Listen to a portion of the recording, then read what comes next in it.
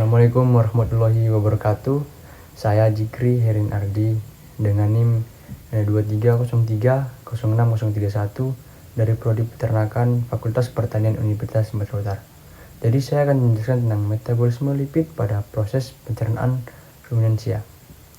Metabolisme lipid pada ternak ruminansia melibatkan sejumlah proses kompleks yang terjadi dalam sistem pencernaan mereka.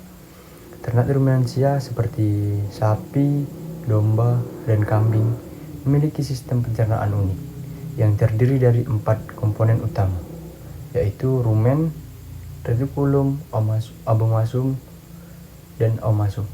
Proses pencernaan pada ternak ini melibatkan mikroorganisme yang tinggal di dalam rumen, yang memainkan peran penting dalam pencegahan dan fermentasi bahan pakan.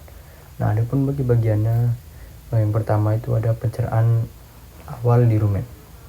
Nah, itu pun terbagi beberapa bagian. Yang pertama, degradasi lemak.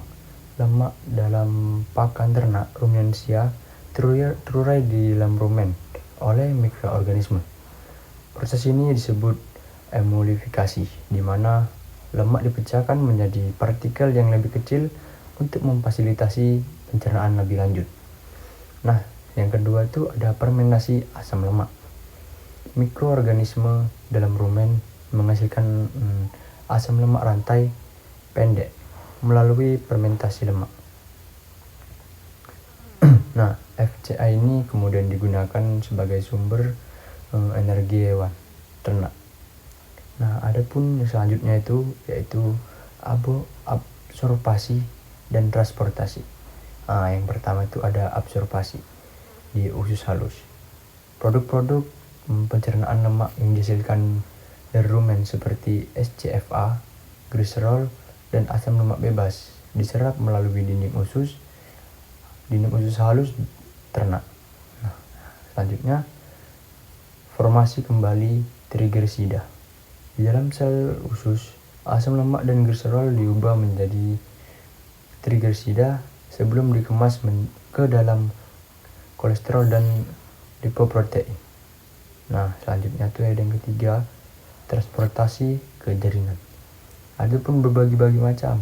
Yang pertama, trigersida yang dibentuk oleh usus halus dikemas ke dalam partikel lipid kompleks yang disebut kilomikron sebelum lipas dan sirkulasi darah.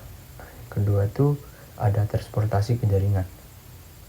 Kilomikro berdarah dalam darah membawa lemak ke jaringan tubuh seperti otot, hati, dan jaringan adiposa, di mana mereka digunakan sebagai sumber energi atau disimpan sebagai cadangan energi. Nah, ada tuh yang keempat, ada metabolisme seluler. Itu pun terbagi beberapa bagian. Yang pertama, beta oksidasi.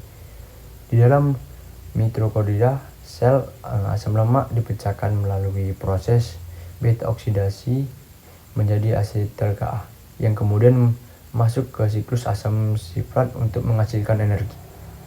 Yang kedua itu ada sintesis lemak. Sel-sel hati dan jaringan adiposa juga dapat mensintetis lemak melalui proses lipogenesis yang kemudian dapat disimpan menjadi cadangan energi. Nah, yang kelima itu ada pengaturan metabolisme lipid. Itu pun terbagi beberapa bagian. Yang pertama, hormon. Hormon seperti glukosa memainkan pesan yang penting dalam mengatur metabolisme lipid, mempengaruhi proses seperti pengangkutan lemak dan sintetis lemak. Selanjutnya, kontrol genetik. Ekspresi gen juga memainkan peran dalam mengatur metabolisme lipid dengan regulasi gen yang terlibat dalam sintetis enzim terlibat dalam metabolisme lipid. Nah, dapat disimpulkan materi di atas metabolisme lipid ini melibatkan sejumlah proses kompleks yang terjadi di dalam sistem pencernaan dan metabolisme seluler mereka. Pemahaman yang mendalam tentang proses ini penting untuk merancang diet yang tepat dan meningkatkan efisiensi pakan pada ternak ruminansia. Nah, segitu saja penjelasan yang dapat saya sampaikan. Adapun Kurang atau lebihnya mohon maaf jika ada yang salah. Nah, assalamualaikum warahmatullahi wabarakatuh.